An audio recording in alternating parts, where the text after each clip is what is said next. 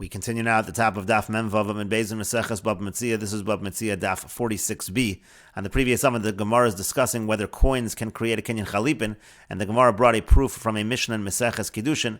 But the Gemara now says it's not a proof because the Mishnah is not talking about coins. Rather, what the Mishnah means to say is kol hanishom damim ba'acher, anything that's evaluated as money for something else. Essentially, it means metaltal and movable objects. Kevan shezocha zeh, once this party is a zocha in the object, nischayev zeh b'chalipin, so then the chalip and the exchange goes through, and the other party is chayiv on anything that happens on the exchanged item. The essential answer is we're not talking about coins over here, we're talking about regular objects. As Rashi explains, kol hanisham damim ba'acher, kol sheregilim loshim oso kishenosnin osan damim ba'acher, anything which you would generally evaluate it if you're going to give it in the place of money. Dahainu kol metaltlim essentially refers to all movable objects, and ba'adam lesitem damim b'chefetz acher, if a person wants to give those as money for something else, darchan lashuman b'chami yinasnalo, the way is generally to evaluate how much it's worth. So again, kevan shezach hazem nasnam b'torz chalipin, kevan shemoshchan zeh, if you're doing chalipin, it works like a kenyan chalipin. V'ashminan de metaltali upiri nasin chalipin. The chiddush over here is that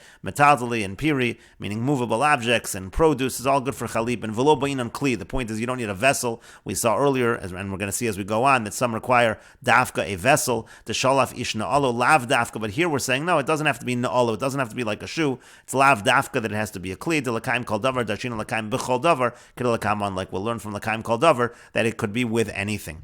And the Gemara continues, Hachinami mistavra, makes sense to say that we're not talking about coins. Midiktani sefer, because the end of this Mishnah says, Ketzad, how so? Hechlif shor bepar, if a person exchanges an ox for a cow, or chamor beshor, or a donkey for an ox. And so you see we're talking about movable objects, not money. And the Gemara says, Shmami no, indeed you see that is the case.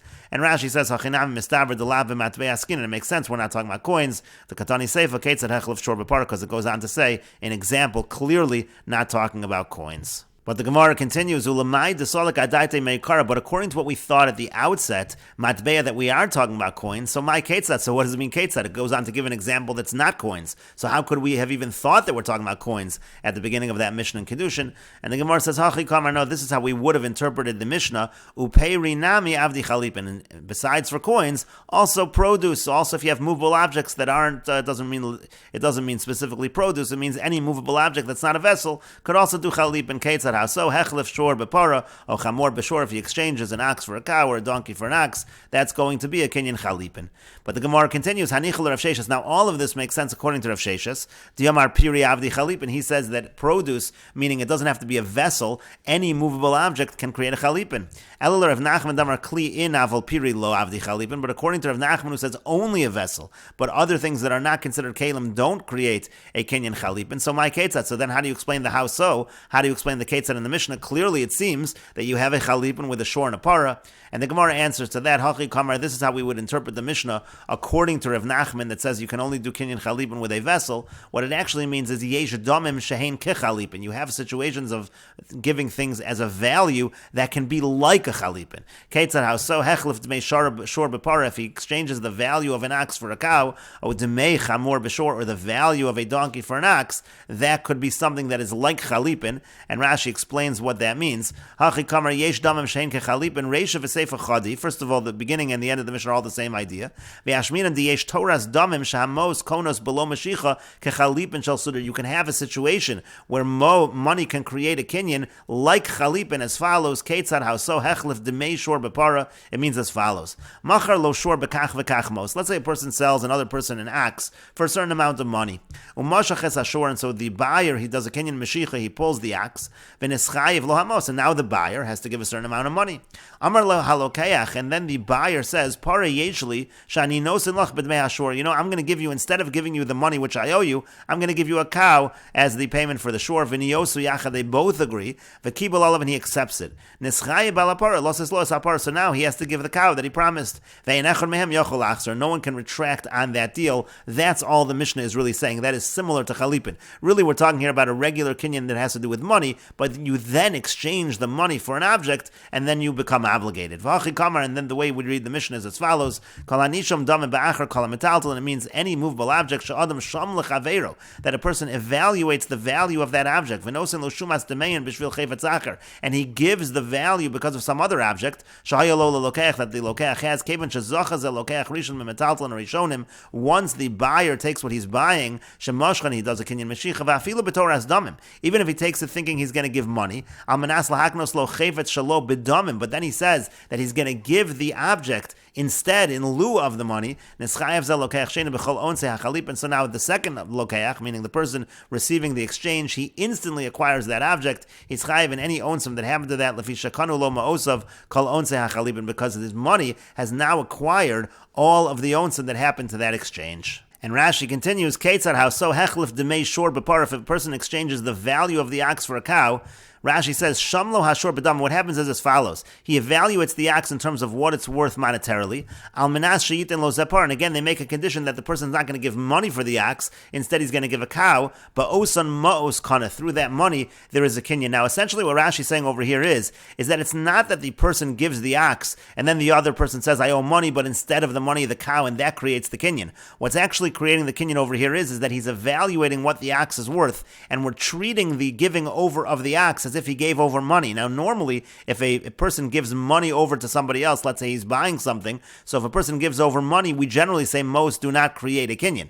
We generally say you have to make a kinyan on the object. But over here, if instead of giving money, so to speak, he gives the ox instead as money for the cow, that kind of most, when he's giving the ox, that is going to create the kinyan, and that's what we mean to say over here, that creates the kinyan in this case, and that's similar to a kinyan chalipin. And the Gemara continues, my time made Rav Nachman. Well, what's the reason of Rav Nachman that this actual kinyan works, meaning it's not really a kinyan of money, but it's kind of similar to a kinyan of money? Why does Rav Nachman say that that's effective? The answer to that is Savar like Rav Yochanan, because Rav Nachman holds like Rav Yochanan, because Rav Yochanan says Dvar Torah mos konos, that on a doraisa level, money actually could create a kinyan. And again, normally we say money doesn't create the kinyan, it's the meshicha or the kinyan on the object that creates the kinyan. So, but according to Rav Yochanan, money on a doraisa level actually does create a kinyan. It's only derabanan that it doesn't. Why did they say that you have to do meshicha to create the kinyan and that money is not enough? That's because gezerah, there is a gezerah shema yomer lo nisravu chitech b'aliyah. We're afraid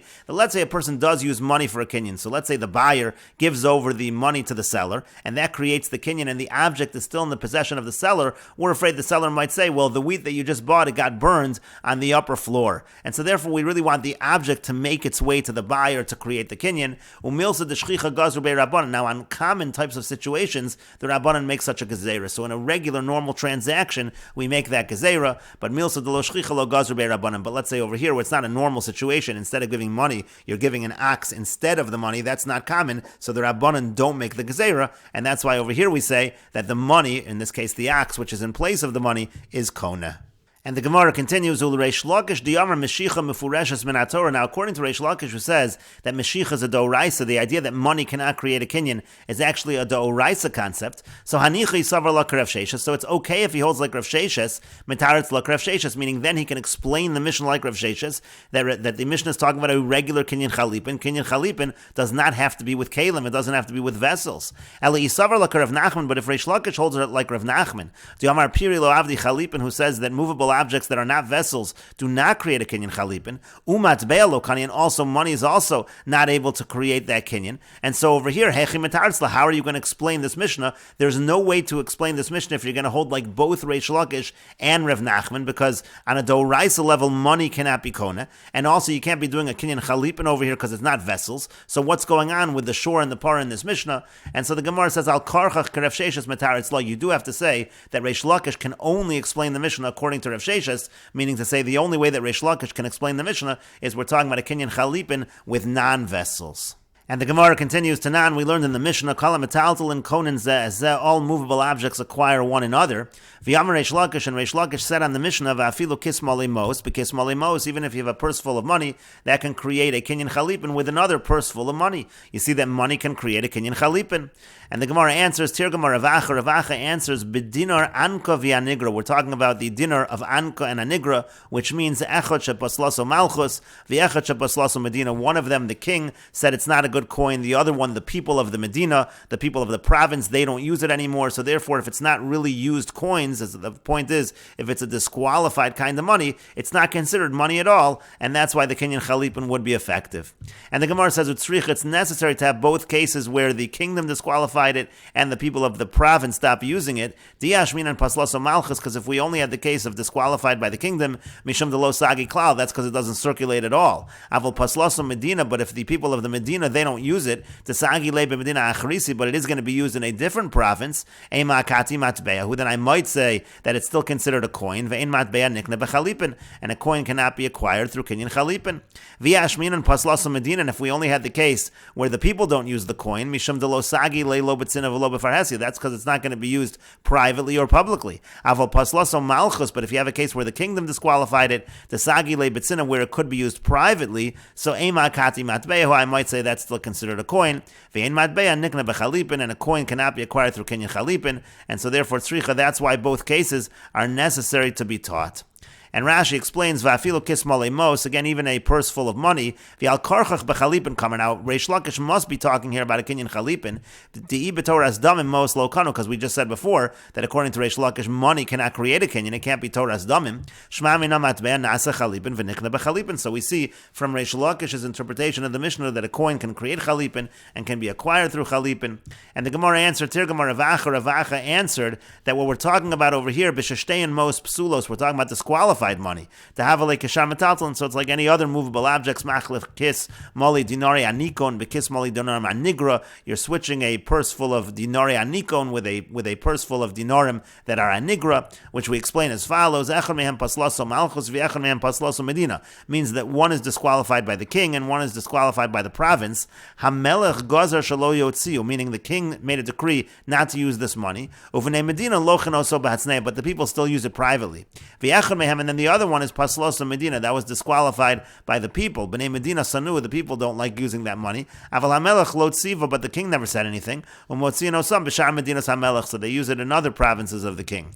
To Lo Sage Klal, again, it's not used at all. Lashon Hilachu doesn't circulate at all. And so again, that's why we say that in this particular case, Reish Lakish would say the Kinyan Chalipin is effective, even though in general money is not effective as a Kinyan Chalipin. And the Gemara continues, Amar Rabba, Amar Ravuna, Rabba says that Ravuna says, Mechor li be'elu. If somebody says, sell that to me for these, kana, that is a good acquisition.